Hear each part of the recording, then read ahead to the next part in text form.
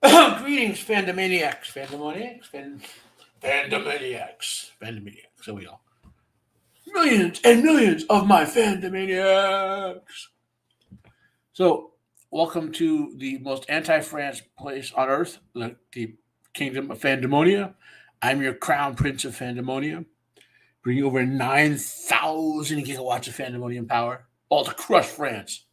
Morte la France, morte la France. So we should be live. Just waiting to verify that. Here we go. So now we are officially live. And just as I go live, I get a message on the phone. Is it a critical message of utmost importance? Is it? Could it be? No, it's a $15 discount for a plates I never buy, I never shop. Gotta love it. So what's on the agenda for today? We only have one unboxing, which means next week we'll probably have like four of them, five of them possibly, because I try to time it. I go to my comics every 2 weeks when I get paid, and I try to spread out so I'll get like one package a week, and maybe some days I'll get two packages, depending on what back issues or current issues or whatever, So we'll have the one comic package. I got a couple articles, and I'm going to talk about some Star Trek fan films. So I will talk about the Star Trek fan films at the end because that might not be of optimal interest to those joining. And I'll open up with talking about my computer stuff. Okay, so I'll show off. I'll see what should have happened. Get the rant out of the way first. What should have happened is the computer you can't see, which is presenting its image to you right now, should be my brand new PC, the one I got all the parts 2 weeks ago. I showed you the CPU on Friday Fandemonium. I want to say 2 weeks ago, not last week. I showed the CPU off. Very next day, I got all the rest of the parts in. I put it together, tried to boot it up, and kaput. The motherboard just kept getting stuck at the press delete 10 to the UFI BIOS. Wouldn't enumerate the PCI devices. That's when you boot, you'll see the list of the devices that came to the PCI bus coming right after the motherboard boots. Because what has to happen is has to boot the motherboard firmware first, which is either your BIOS/UFI. Then has to boot the devices. Hey, CLS, how you doing, my friend? I'm talking to computer stuff right now. So after it boots the firmware on the motherboard, the UFI/BIOS, then it has to boot all the connected devices via the PCI interface. So those have firmware. So that's why it enumerates the PCI devices right after that. Okay. Now that may not mean much to you on the like consumer side, but on the workstation side, that's where your usually the controllers for your hard disk are add-in boards, and they're very high end. So you'll see the whole firmware for those boot up. They're like a separate mini computer built into your server. Like right there, for example, that server, that's an HP G6 DL380 G6. And yes, I've said before, it's still functional. If I had a room I could put my not have it in here, it's actually very quiet. I would boot it up and use it just to load a bunch of disks in it to be my backup. In other words, I boot it up, I let it, and I'd use it as like my backup JBOD server for backing up my NAS. I still might wind up reconditioning it for that, because it has it would work fine for that, right? But point again is it has aside from the mainframe on the motherboard, has an add-in hard disk controller, which is almost like a separate computer. You know, likewise, you can't see it, but actually, you can see the box it's in, right there. Right. It's kind of like right there, that box. I have a Dell. What is it? It's a Dell 720. It was another good server, but that one's loud as fuck. Okay. I that was my original NAS for a couple of years, but in my old apartment, because I didn't bother me too much when I was using it because it was just a thrum, But then, and I was around the corner of my bedroom, and I could easily ignore it because the wall blocked it out. Except it used quite a bit of power, but it had a nice RAID card in it. And again, if power were not an issue, I'd certainly have that thing in the rack and be using it. because it's way more powerful than the Synology NAS I moved to, just because it's more capable than the Synology NAS, and I had more functionality from it. But the Synology NAS is required to use less power, and it's been 8 years later. So anyway, so back to my motherboard problem. So what happened is I would boot the motherboard up and the Sokka system up. It would get to that, it wouldn't even reach the PCI devices. When I would go into the UEFI, it would recognize the installed NVMe drive. It would recognize the USB sticks plugged into the USB ports, right? But it wouldn't get to the stage where it could boot. So I tried a whole bunch of different things. Number one, you try first thing you have to try is pulling the battery out, the CMOS battery. Leave it out from anywhere from 1 hour to 1 day. Plug it back in. It'll reset your BIOS to defaults. It'll act almost like a first boot of the motherboard again, not quite. And that didn't work. So then I went in and tried messing with a whole bunch of settings on the motherboard, enabling and disabling CSM, which is the legacy support for older drives like USB sticks. Turning security stuff off that was supposed to be off, kind of hacking into it until I get it like really turned off. It wouldn't do anything because there's a thing called secure boot that modern computers are being forced to do that because of Windows 11. That I had I'm trying to install Linux. I'm thinking, well, maybe because it's Linux Mint. Okay, yeah, no problem, CLS. Thanks for listening for a few minutes. Yep. So I tried. Like I said, what I was saying. I thought the secure boot might be blocking it, but that was completely disabled. I couldn't do anything about that. Finally, I did a hard reset from the BIOS itself, where it wipes it out as if it's a brand new reboot. No fix. So then I accepted the fact that I made a stupid decision because many years ago. So between computers I've built, computers I've helped others build, and how do I put it? And computers I advised to be built. There's certain. I always tend to stick to certain companies' products. Like back in the day, not now. Asus, MSI, Gigabyte, Intel. Used to be Netgear for some products. Logitech for peripherals.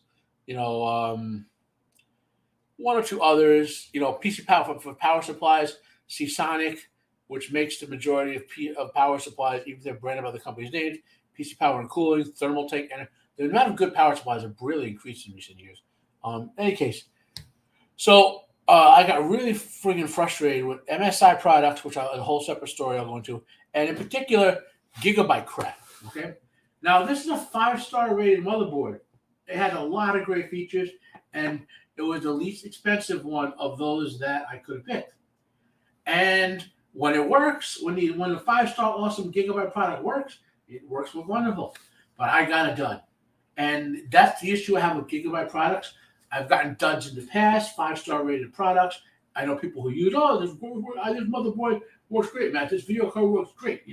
Runs like snap when it runs. And when you get the one that's a dud, they seem...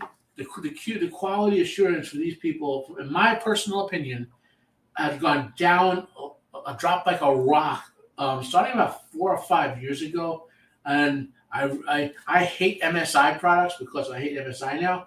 I just will never, but I don't hate Gigabyte because I still think they make quality products when they work. Whereas MSI is junk. And not so much the products are junk. The people who run the company are junk, okay? But anyway, to get back to point. So I bought this thing. I'm RMAing it to Amazon. Hopefully they'll give me back the full $200 it costs, to get it. So that was my headache. As far as what I chose, well, I went back to the list of motherboards I could have chosen, and this was basically next up on the list, the Asus. And I'm 99% sure this thing will want to install it tonight, probably. It'll boot with no problems. It is slightly, even though this costs $5 more than this has less features. Okay, this is why this product, when it works, it would have been awesome. And 3 PCI X16 slots. This has 2 X16s and 2 PCI X1s. Okay, or 2x4s. I forget which. Either way, it's way less. It's less than this, right? This has Wi-Fi built in. I don't care about the Wi-Fi part. But the fact they offer it for people who want it, that's nice. Has 2.5 gigabyte Ethernet built in. This has only one built in, or 1.1, 1.0 if I got the spec right. Yeah. This has three full, the longer NVMe slots. I believe this only has two. So again, cost $5 more, but less feature. But that's probably why. Anyway, so my brother's gonna pick this up tonight, tomorrow, and return to USPS to Amazon, and this will hopefully be adequate. I'll show off the other computer parts. I showed off the CPU, which is a Ryzen 9 7900X. The video card is a Asus, of course, 12 gigabyte GeForce RTX 3060. Now I do want to do some gaming, but I'm not a high end gamer. The main thing for the PC is for me to run all my work stuff, do my personal stuff like channel it all, render video, which I could want to do a little more of on the desktop here. And of course, be able to run a VM on this desktop through Timu, which is Linux virtualization software, to pass this graphics card through, which you can do on Linux, and have all my games running under a Windows VM with I'll allow 16 gigs of RAM to it, or even 32. Could have 64, so I could easily put 16 easy, maybe 32. I have 32 cores, so I'll allocate 8 or 16 cores to it. I'll let it be overpowered, when it runs. I'll be able to put all my games in there and not worry too much about it. The only what else? Now for virtualization purposes, this motherboard comes with one port, Ethernet port. I'm adding two. So I have one which is for the primary Linux installation. So I could be, for example, I could have, if I want to stream gaming, for example, I could be running the software on my root system, with OBS, for example, or StreamYards, and then I could connect to StreamYards as a guest from the Windows VM to another Ethernet port, right? And have double the bandwidth. So gaming on the one, streaming on the other, thus giving me not extra bandwidth on the So whenever you're virtual, so I'll have 3 ports, and the way I might show this off when I set it up after I get it installed. But basically, you'll tie each port to a virtual switch inside the virtualization software. And from there, each virtual switch, I'll have one for the Windows installation. I'll have one I'll allocate for some Linux, some home lab stuff on the desktop, which will consider home lab stuff on that server once I rebuild that now. And I'll have one for the desktop to do with normal functionality.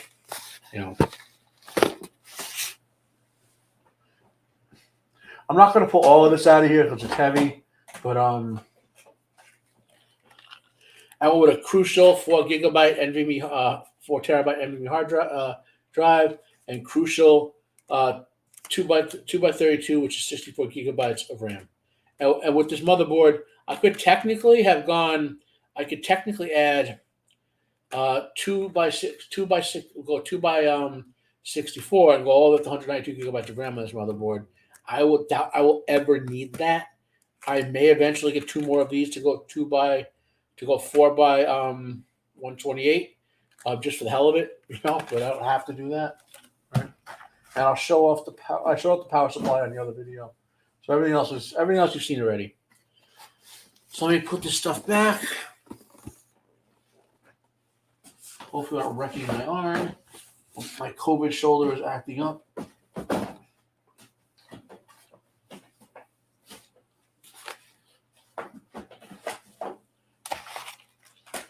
Okay, so we got through the hardware.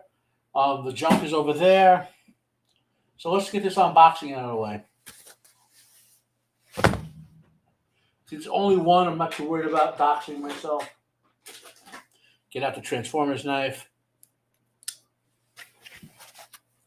A little slicey. Wow, this is taped really freaking well. Okay, we got it.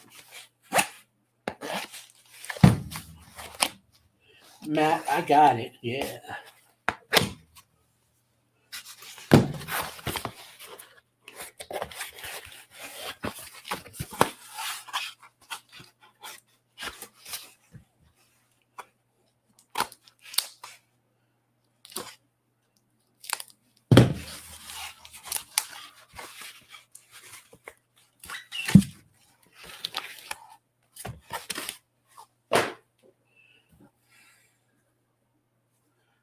Did anyone else join? I saw a blip as if someone else is out there.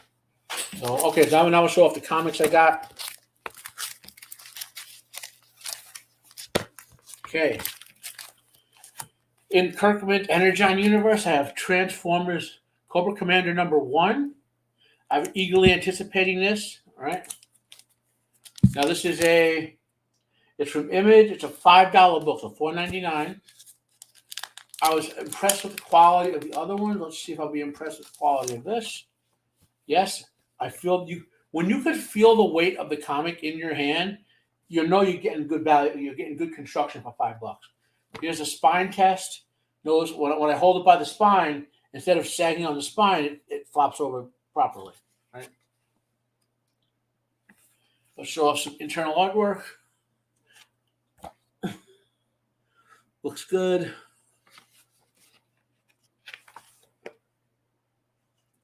There's Megatron, of course, classic G1 Megatron.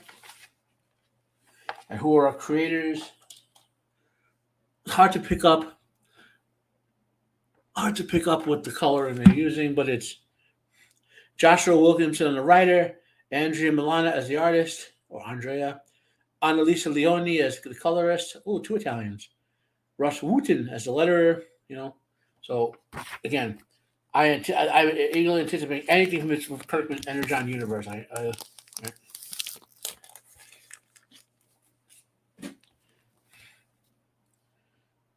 Look at this beautiful cover. This is Conan the Barbarian #6. So I read the first arc finally. So last week I got Conan #1 in finally. So now I'm waiting on the completion of the second arc so I could read it straight through. Look at that beautiful artwork. I know I'm a sucker for the baby, but look at how beautiful this is drawn.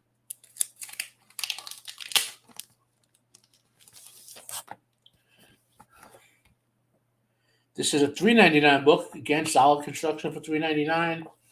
Passed the spine test. This. Wow, look how beautiful the coloring is, and the panel design, and the pages are all glossy coated. Whole different color scheme. Look how beautiful that is, man.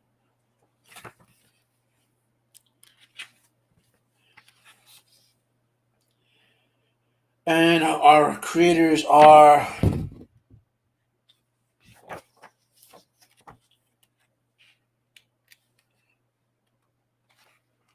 I find our creators for this.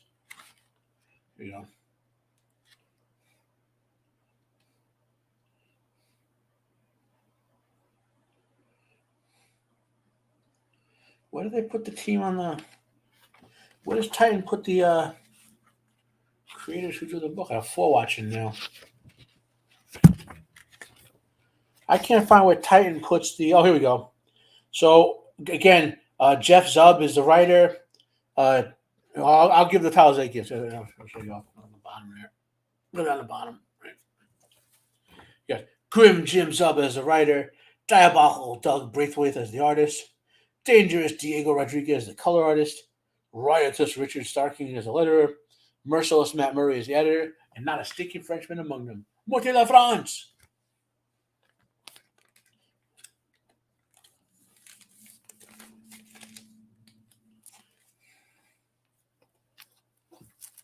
Of course, Energon Universe Transformers #4.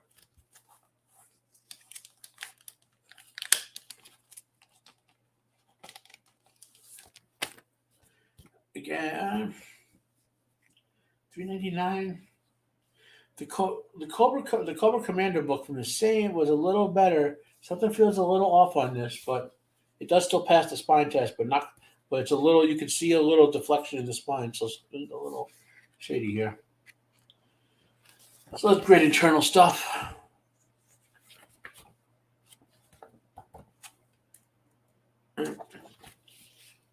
Who are our creators? Daniel Warren Johnson is our writer and the artist. Mike Spicer is the colorist. Russ Wooten is the letterer. So it looks good. It looks good.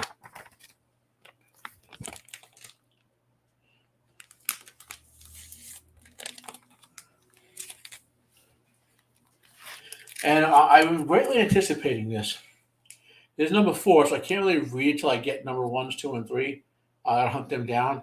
Um, but I am a big fan of the original Valiant comics when Jim Shooter ran the show. I love Exo. I love Solar. I love Eternal Warrior. I love Archer and Armor. I love all the original titles, right?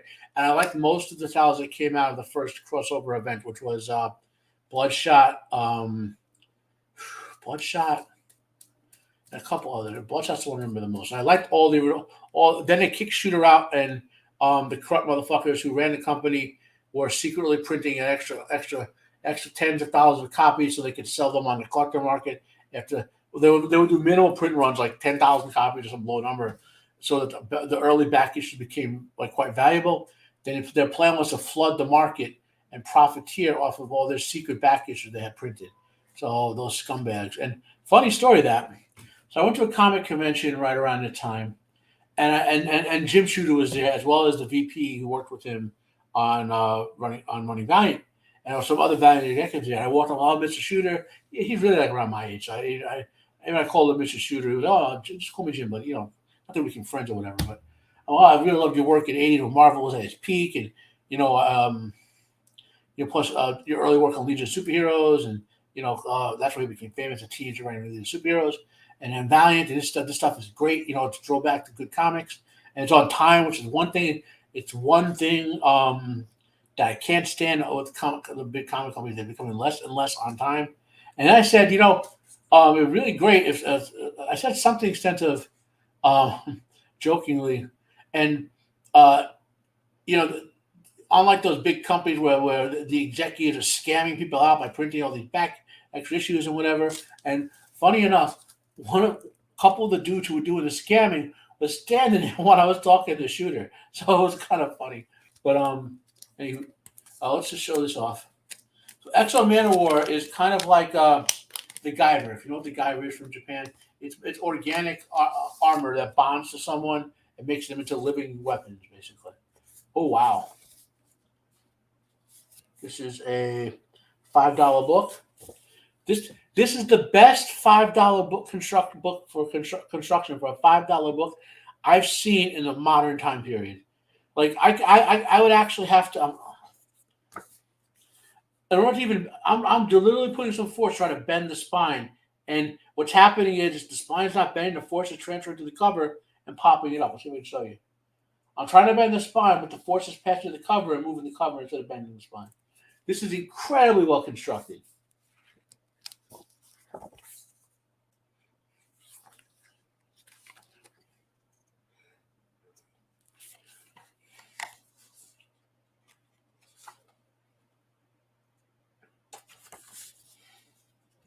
And who's our team who's doing this?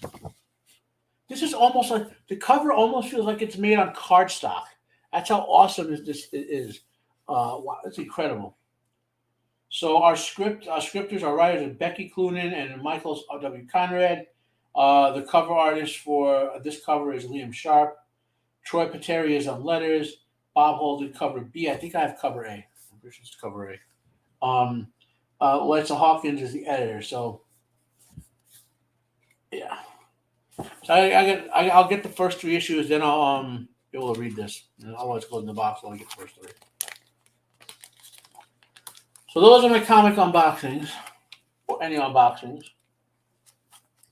If you have any tech questions, feel free to ask. Any comic questions or whatever, let me know. So I read the first Conan arc in Conan the Barbarian. It was very good, very well written, very enjoyable art.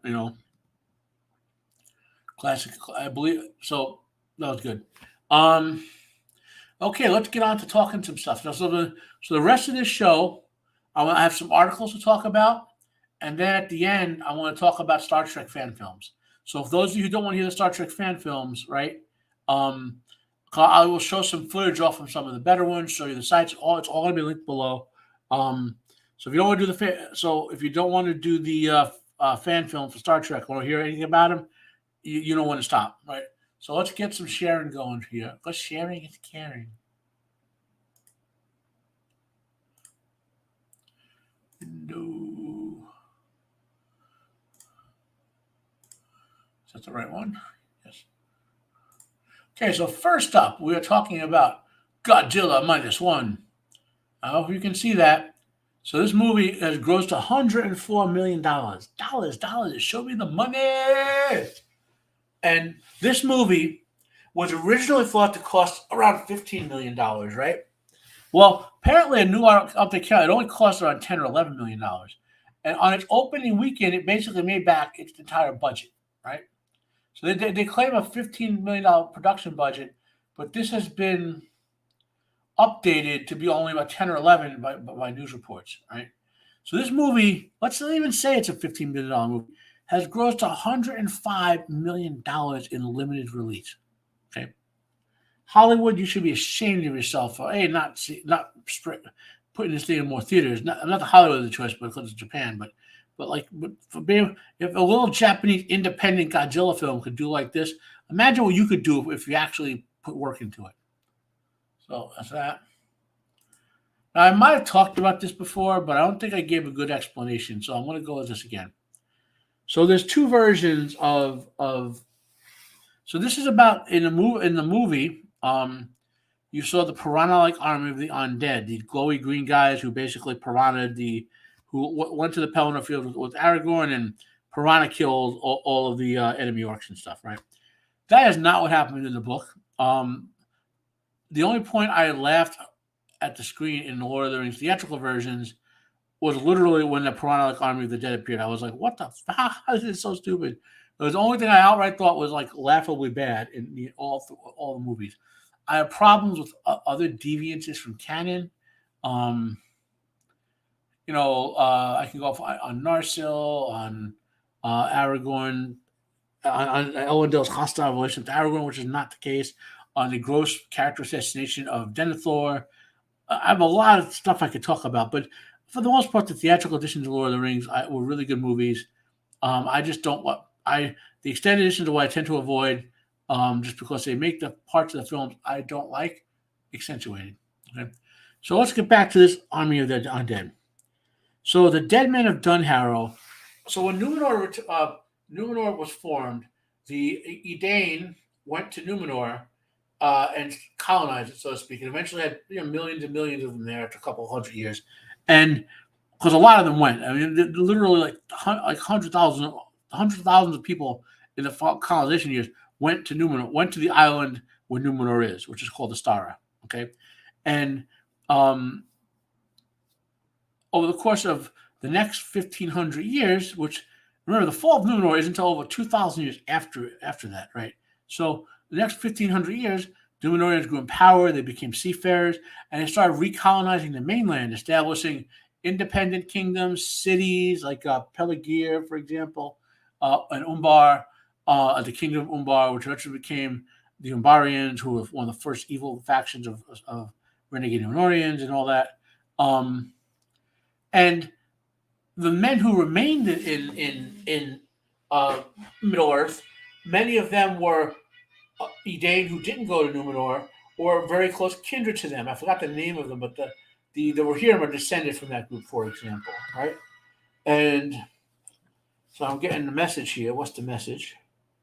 Oh, look. So I have a package out for delivery. It won't be here by the time the show is over. Oh, well. So there were many smaller kingdoms of kindred to the Numenorians still in Middle-earth, who, when the Numenorians expanded their empire of control to Middle-earth, kind of came under them, right? The headset died, so I want to turn that off. Okay. And let me put the audio back on speakers. And let me lower that down. Anyway, so so there were all these independent smaller kingdoms, and then when the fall of Numenor happened, and the surviving Numenorians who went back to Middle-earth, they had obviously all their colonies and cities there. Of course, the Black Numenorians and Umbarians became evil factions, But Elendil and his sons founded the kingdoms of Arnor and Gondor, which were vast. People miss almost all of Outside, the only places that were not in Arnor and Gondor was the lands ruled by the elves under High King Gil-galad, or across in Eregion, the essentially what became Lothlorien, ruled by Celeborn, who was the last high-ranking ruler of the Sindarin elves, and Galadriel. They ruled Lothlorien, that area, and of course the elves of Mirkwood. But they all paid homage to the High King Gil-galad. So, but anything that wasn't in those areas, or where the dwarves ruled, which were very small amount, dwarven kingdoms were never very big, was all Arnor and Gondor. The Shire was in Arnor, okay? And Elendil and his four ships crash landed along the northeastern coast of Middle Earth, here, so to speak. And his son Isildur and Anarion essentially landed in Gondor, okay? And they founded Gondor, and Elendil was the High King. Isildur was the older son. He's the heir to the High King. So Elendil was the High King, the King of Arnor, and the High King of Arnor and Gondor. Isildur was his heir as the High King, and Anarion was the heir to Gondor, okay? Whereas Isildur was the heir to Arnor, right? So keep that all in mind.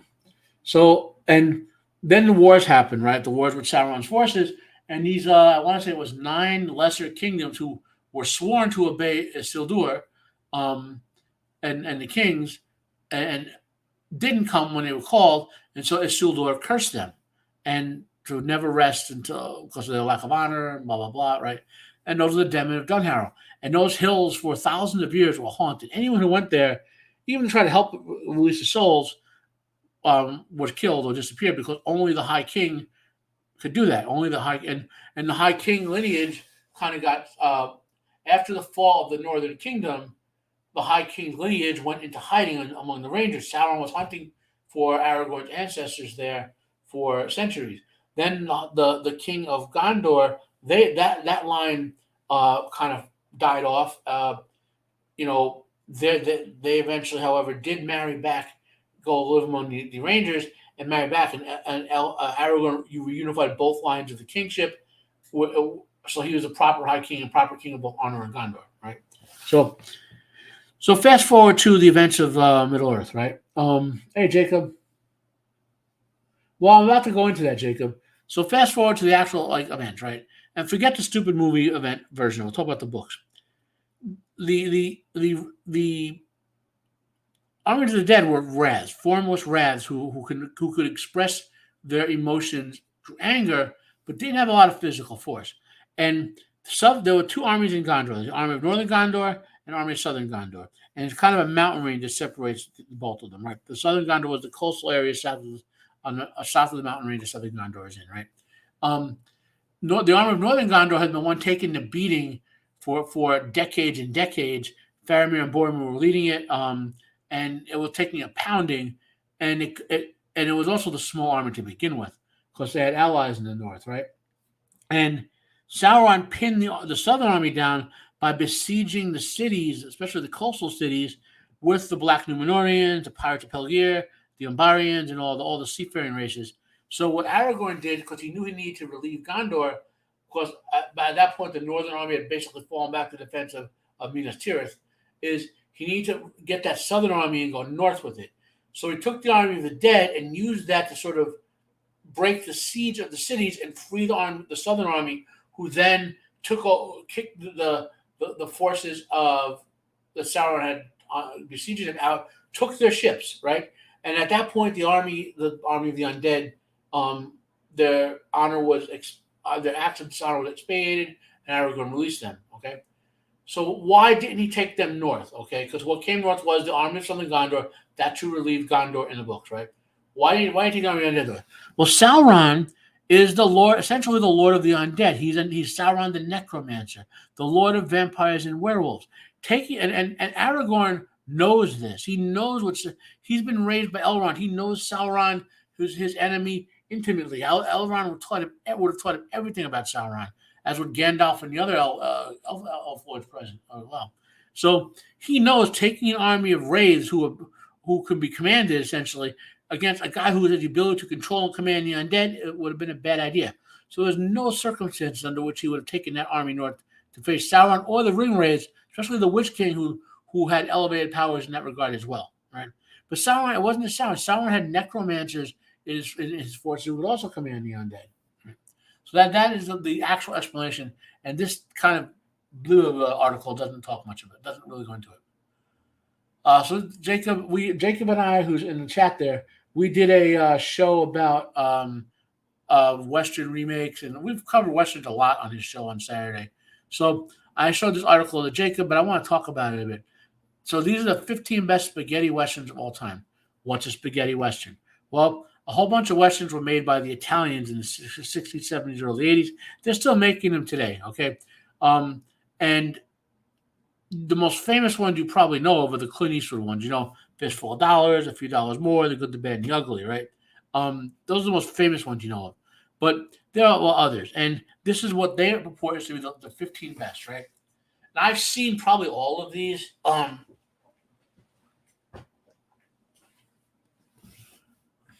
And Jacob, at the time of the War of the Rings, Sauron actually had a body. The fact him being unbodied is a movie thing, not a book thing. Bullet for the General. You'll recognize the same actors in a lot of these films. This is Frank Nero, something like that.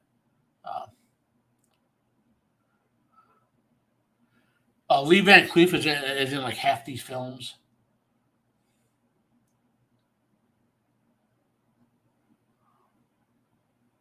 Ishmi Satana, pray for your death. Lee Van Cleef again. Duck, you sucker.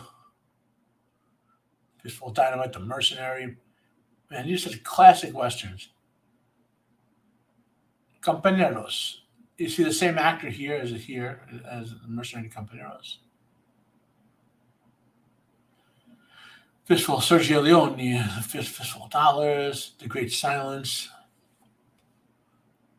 Sergio Leone, A Few Dollars More, Django. So Django is the originator of the Django line of movies that Django Unchained, you would have heard the most recent one you have heard of. It's a spiritual sequel to that. And Once Upon a Time in the West with Charles Bronson, right? So I think this, if you want to watch the spaghetti westerns, this is a good list for you to work your way through. You'll see a lot of similar faces and names and the directors in these top 15, but this will be a good list to work your way through. So a little non-genre stuff. I'm a Law and Order junkie. I've seen all the Law and Order shows except even Criminal Intent, which sucks. It's the one show I can't stand is Criminal Intent, because I hated they would show you the whole crime at the beginning. I just hated that. I didn't mind if they showed you part of it, but I wanted to see the investigation, playing out more.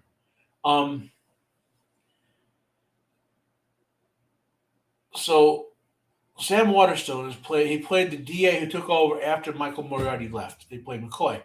And McCoy, when he first came in, because Michael Moriarty was the moral center of the show, and so people were like, they were kind of down on McCoy because he was he came across as very unethical, but eventually he grew on people, and eventually when the guy after him came, his name was Cutter. Cutter was Cutter should have been disbarred like every episode that guy appeared in,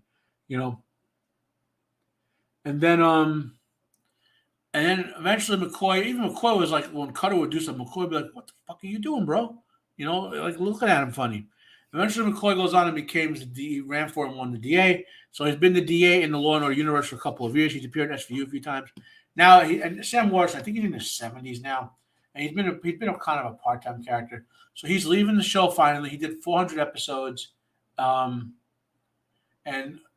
you'll recognize the actor who's taking over. His name is John Goldwyn. No, Sam. His name is Tony Goldwyn. You've seen Scandal, or he's been in one of the more recent Tarzan films. He was in Oppenheimer. He was in Ghost. Like many actors in Law and Order, he appeared on Criminal Intent as Detective Gorin's brother in the previous, incarnations, as it were. So this is a big change on Law and Order, new DA. Right? So we'll see how that works out. from positive possible change to negative change. So Catalyst Games has the license for Battletech and all the old Fawcett games, Battletech, Shadowrun, and whatnot. They have the license for them, okay? And apparently the people who control Catalyst are woke, okay?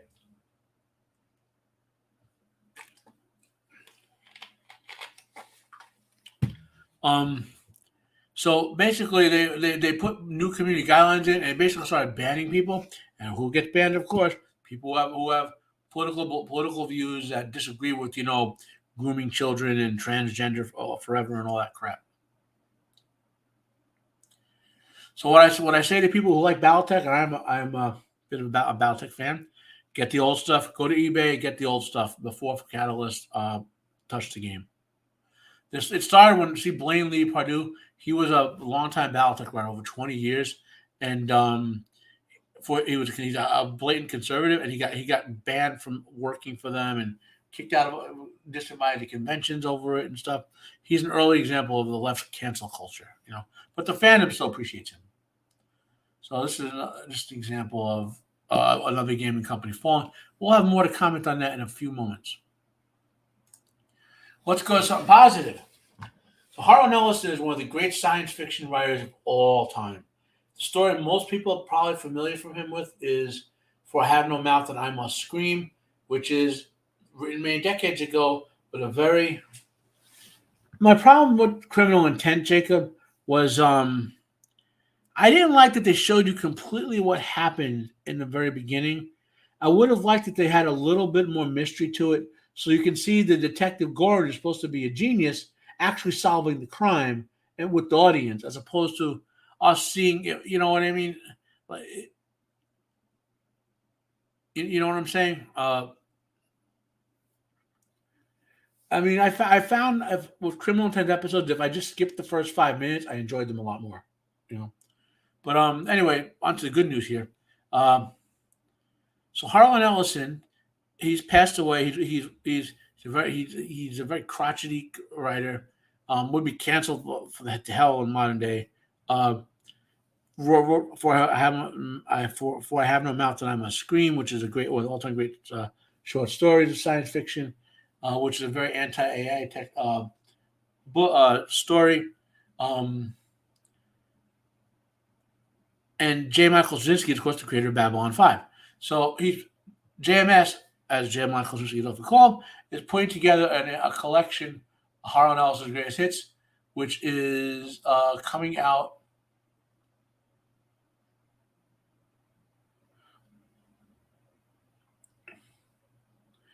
So it was announced on the 24th. Here's the contents of it. The 19 of the stories are included. There's the cover for it. Neil Gaiman's doing the forward. And it will be for sale on March 24th. I'm going to on Amazon. Let me just see. Let's take a look-see. So right now there's only a paperback listed.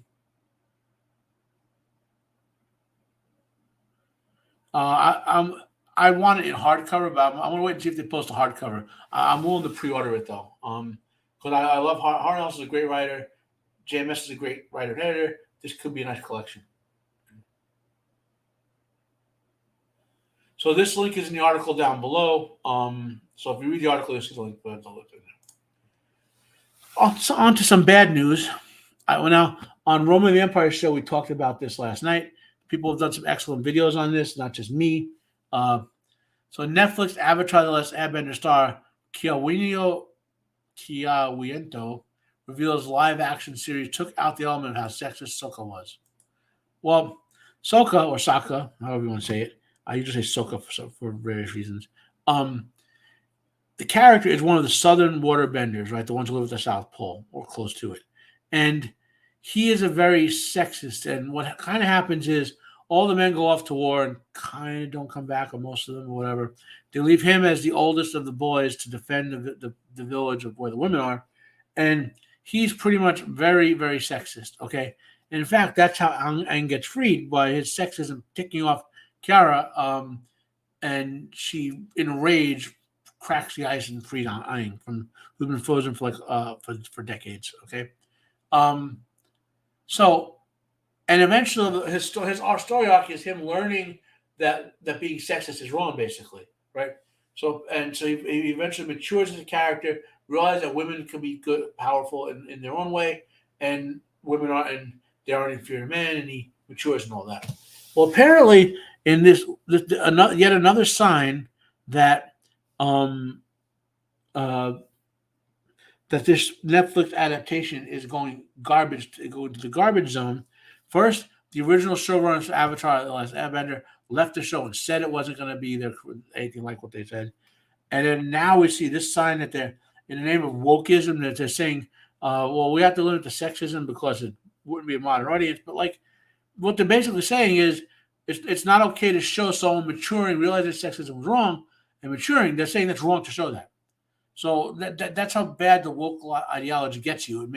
When it shows someone favoring the woke argument who, analyzes his privilege and realizes he's wrong, to quote their garbage. Yeah. Analyze their privilege, then so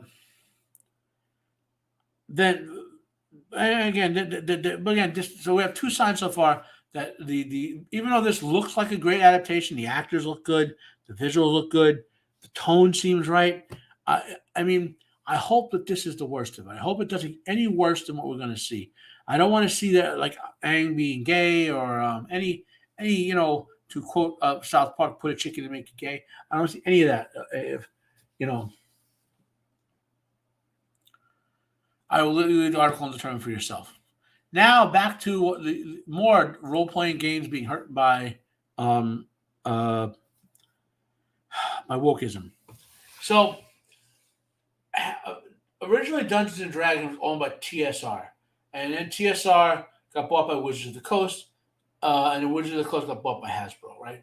Well, at some point, Wizards of the Coast got co-opted. The original ownership, I guess, left when they sold them to Hasbro, and woke people took over the company, and they started wokeifying all the products, okay, and kicking fans out and canceling people and whatever, right? So fast forward to Dungeons and Dragons 5th edition, okay?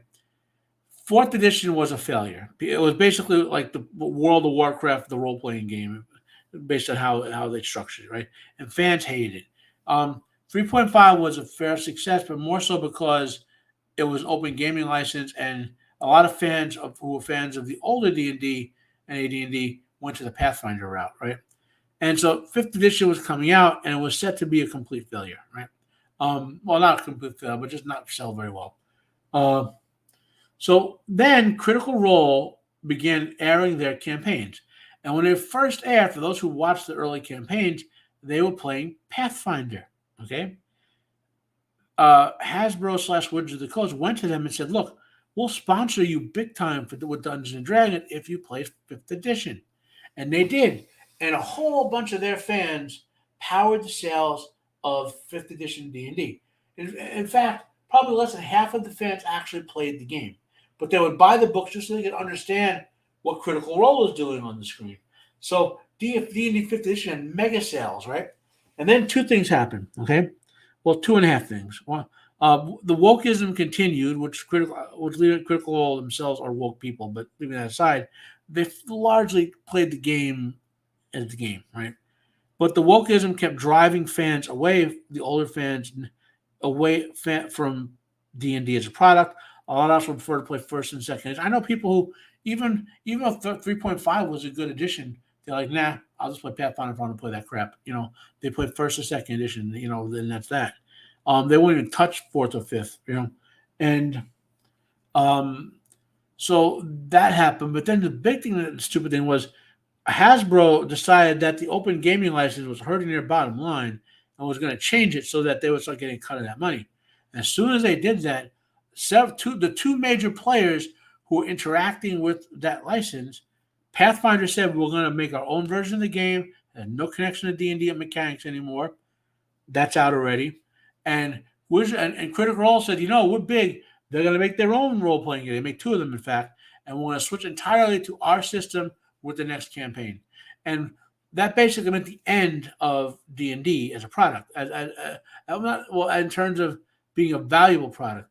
So now Hasbro looks like they want to sell the IP for it before it collapses when Critical Role switches out from 5th edition to their own gaming system. They're already running their secondary gaming system on other stuff. The primary one, I believe, they're not switching over to until they're playtesting, obviously, but with the next campaign, right? So Hasbro now wants to sell off Dungeons and Dragons, their IP, before it loses value. And now the company that looks interested is Chinese Tencent. I hope they're not the ones to buy it, but they're negotiating. I almost hope that one of the older D&D people can get money together and buy it back from Hasbro. But since Hasbro is asking for premium money at this point, it's not looking good for D&D right now. Okay, that's my genre stuff used up. I got 2 science articles. This one is just because I always find the black holes at the heart of galaxies impressive. A monster black hole is from a galaxy-sized tantrum, right? The XMM Newton Space Telescope caught a black hole flipping over the table, preventing its parent galaxy from birthing new stars. So what happens now? The whole article I'll let you read if you want. Basically, in the center of a galaxy, what holds it together gravitationally is a supermassive black hole. The smallest ones are millions of times larger than the sun, or even other black hole, like regular black holes in orbit around the galaxy. The bigger ones are hundreds of millions of billions of times bigger. And these things lock the galaxy together. Essentially, the swirl of the galaxy slowly being sucked into the black hole at its core, right?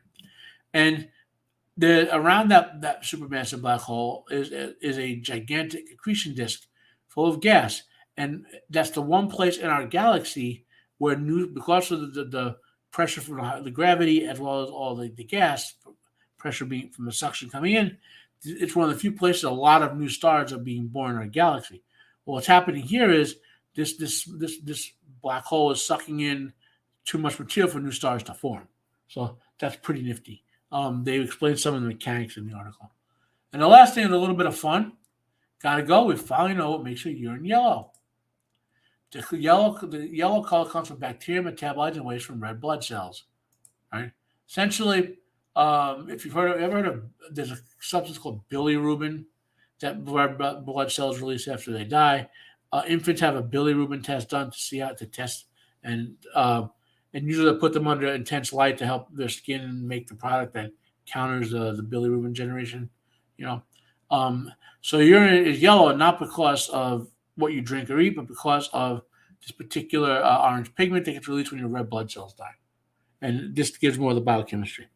So those are pre-planned articles. It is 3:53. I'll do 2 random articles, then we'll talk some Star Trek fan stuff. So let's look for one random article. Let's check out Dark Horizons. Oh no! Carl Weathers has died. Granted, he's in his 70s. Apollo Creed, the character in The Mandalorian, obviously his awesome character in Predator. Dylan,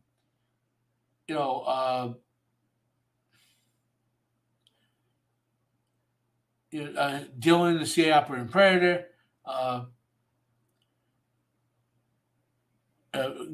Grief Karga as in Mandalorian. That he had a movie, an underrated action film, Action Jackson. I don't know why people don't why that movie flopped. I enjoyed it, So he's been in a lot of stuff, and obviously he has passed on. You're Mr. Weathers. Thank you for the entertainment. I will try to show off one Carl Weathers scene.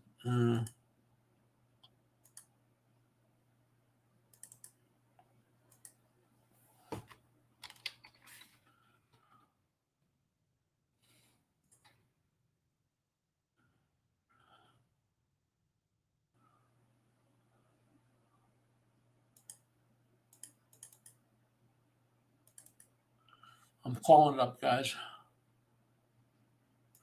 Sorry, my voice is going.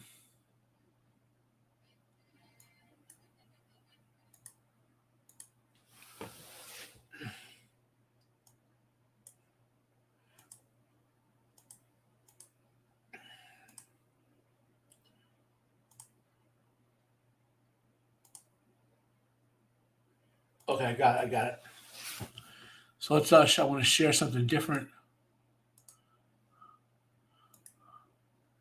Present video window. So this is from Predator. This is this scene with Carl Weathers. This is right after the Predator starting to mess them up. This is Dylan running.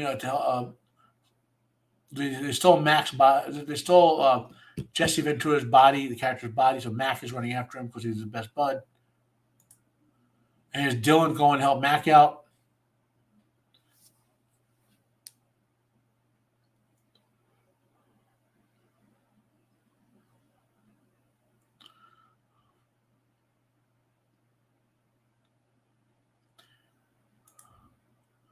And they're talking, and he's showing them where the Predator is.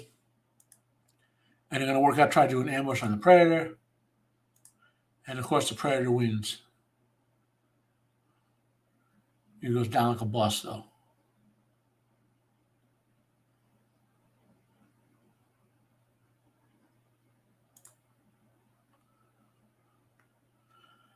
So the great Carl Weathers has left us on a sad wall on that mile-high escalator to nowhere. So that was my one article. I have one more article to talk about. Let's go to Collider. Carl Weathers news is going to be all over the place.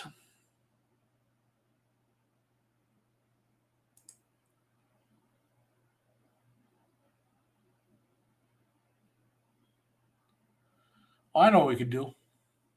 I thought he put. Let's go to George Martin's site. We'll do not a blog.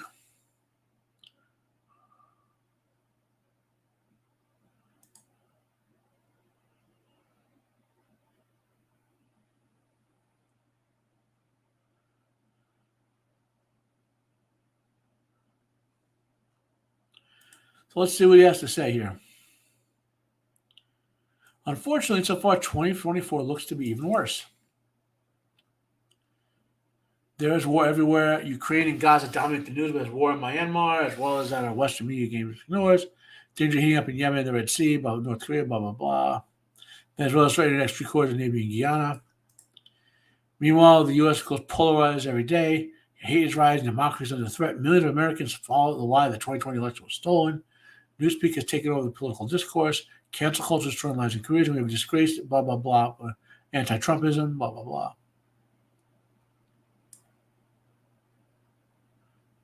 So basically,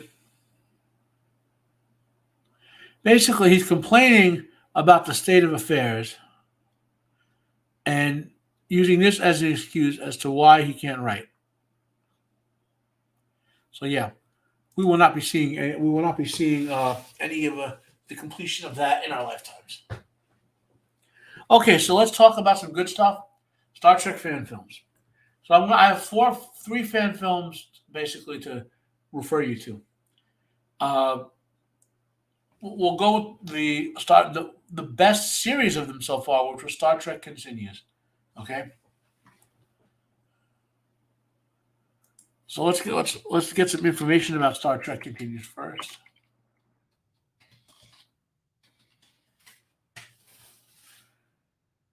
Let's look at our cast. So Vic Mignogna was James Kirk, Todd Hackerbarton.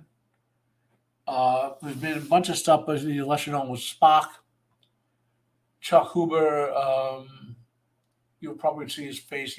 He's a voice actor for stuff. He's Dr. McCoy. And Chris Doohan, who is Montgomery Scott, who is Patrick Doohan's son, played Scotty in the Star Trek Continues. Grant Imahara played Sulu. He's from Mythbusters, right? Kim Sting was Uhura. Walter Leinart played young Pavel Chekhov. Walter Cohen made an appearance as older Pavel Chekhov in one of the episodes. Michelle Spate played a newer character, right? They made basically a ship's counselor. And look at all the Star Trek alumni who appeared. Paul Billingsley. He played a character Star Trek Into the Darkness. Kipsley Brown, who was Yeoman in the original series. She played Jane Taylor in Enterprise. John Delancey, Q. Michael Dorn appeared in Star Trek. All these characters appeared in Star Trek Continues, which only ended when a new Star Trek series came out. Right? So, very well done. Let's look at some footage from it. So, our first episode.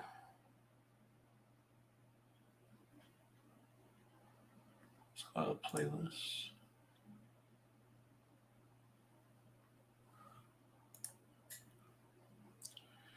So, Pilgrim of Eternity.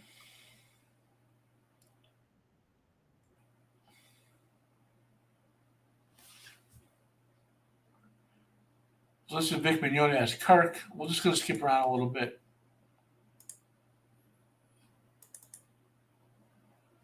Why did I go full screen?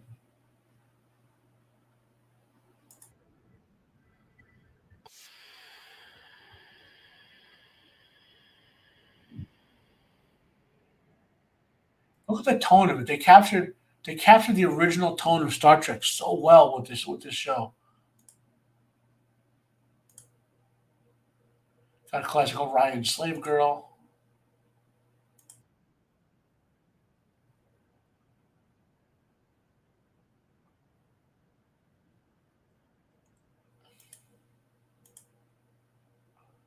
That's Aaron Gray from Buck Rogers as an admiral.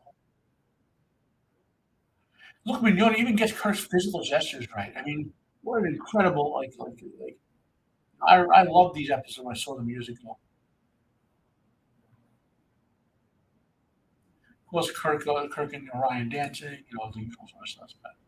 Let's go to another one. Well, this is episode 2. This is Hawaii, right? Let's go back to Pilgrim of Eternity because I wanted to show you. There's Granny Mara's Sulu on the surface tours and stuff. This is our ship's counselor from the episode. No complaint about the miniskirts. This is the original actor who played Apollo in the original show, coming back for this episode. Uh, you know, you know. So that's some examples of Star Trek continues, right? Totally worth checking out.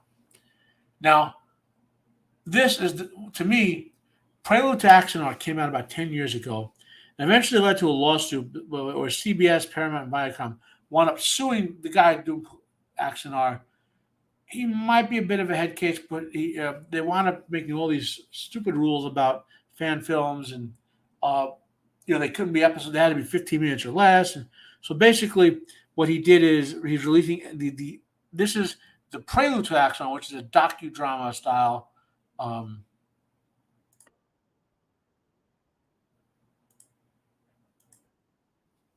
and Action Art is referenced in the original series when you meet Garth of Axanar, who's in an insane asylum on the planet where they use the brain reprogrammer thing. Okay, I don't remember the name of the episode offhand right now.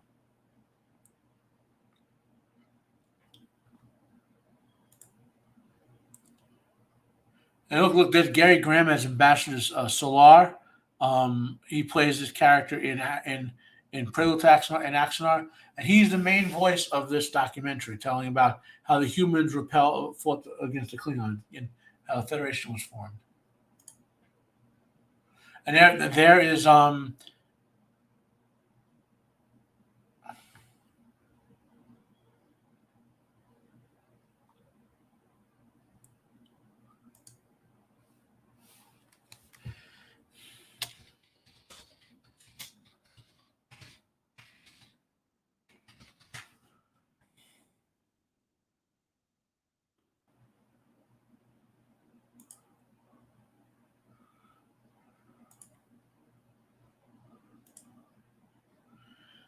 So you saw Richard Hatch as the Klingon commander. There's the guy who plays Martok, JJ something or other. There's Tony Todd as Master Ramirez. Big time casting this thing. This is going to be Gary Graham and Richard Hatch's last project when it's finally fully released by the end of this year and next year. I recommend going to watch. This is great. This 20-minute webisode is better than anything Star Trek produced officially this century. And of course, we'll go over the action on our website. Of course, is here, and they have tons of little. They've released parts of Axonar as little clips.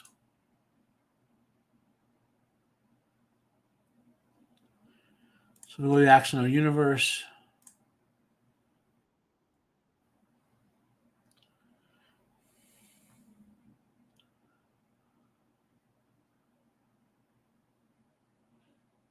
Here's Gary Graham and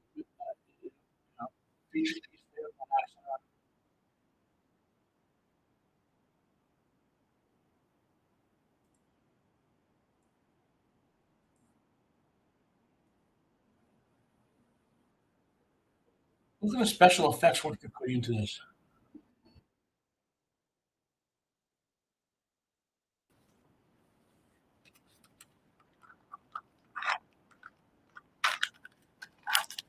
So in the Axonar version event, the Vulcans are trying to declare political neutrality with the Klingons.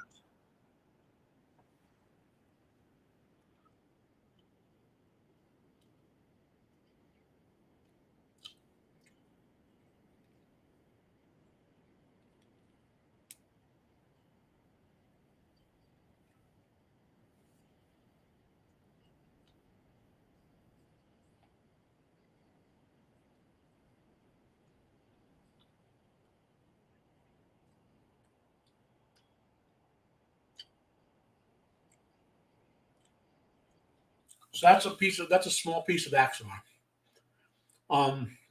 I'd recommend checking them out. And the last thing to check out, there's more besides this, but this is the Avalon universe of fan films. Their production quality is pretty good. They're set in the TOS time period. And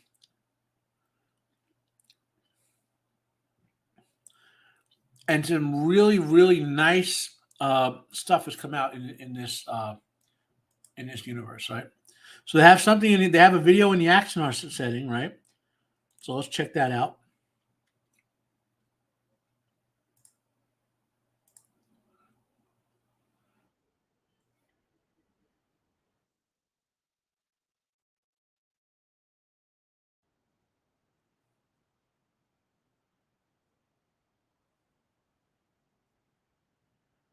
And this is a great little short film, 12 minutes. I love that. I love that.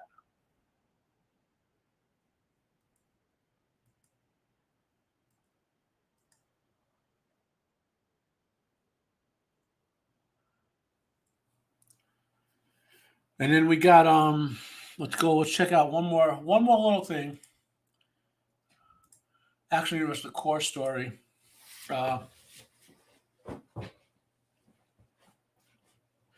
That in their own Avalon universe, they have a little more of the classic Trek humor. I'm rewatching. I haven't seen all of them. I've seen some of them, so I'm not watching them in order. So I kind of recommend checking them out. And there are other Star Trek fan films, but these are the ones I kind of recommend. So we got to 409. I thought this would go a little longer, but hey, I think it was a good show. We talked about some tech stuff. We talked about some entertainment stuff. I got a message. What's the message from? Man. Let's verify if I can run outside if there's a package available. If not, nope. Nope. Is this? Nope, not here yet. Computer parts I can show off. So nope, nothing's here yet. Other than what I'll show you. So everyone, that has been my presentation for the week. I was on Roman's show last night doing the just open topic stuff, which we'll check that out. Next week on Rome of the Empire, we'll be talking about the Dune 1984 theatrical edition. I did a review of that video talking about the difference between the Dune 1984 and the book 2 weeks ago. I've done a bunch of stuff with Jacob Ironside this past month, so go check all that out. I'm currently reviewing Master of the Air. I'm one episode behind. I'm going to watch that after this and probably get the review up by tomorrow, I think. I just finished the Reacher reviews and obviously Monarch Legacy of Monsters, so they're all done. I'll have my next Sharp review out by Monday, probably sooner. I want to watch that tonight or tomorrow. I might start rewatching Avatar: The Last Airbender and doing like an episode by episode talk through. We'll see how that goes. What else? And next week on Friday Fandemonium, of course. So that's it. That's it for me this week, guys. Keep on keeping on. More than France. Thank you and have a great weekend. Hit the like button down below if you like it. Share it out, please. I've hit 100. I've got my 100 subscribers. Matter of fact, live with you guys. I will check and see what my subscriber list are. How my subs are doing. So to do that, we need to go over here. Go to switch accounts to my Unbearable. So look at that. On my Unbearable 73, and we'll go to our YouTube studio. 100 subs. I just hit that like 2 days ago. Content. I got 24 views on Master of Part 1, 3 comments, 2 likes. So that sounds a good ratio. So Reacher Season 8 got 133 views. So I've gotten some good traction. And on Rumble, I'm doing okay too. So thank you guys for following me. Go back to the normal account.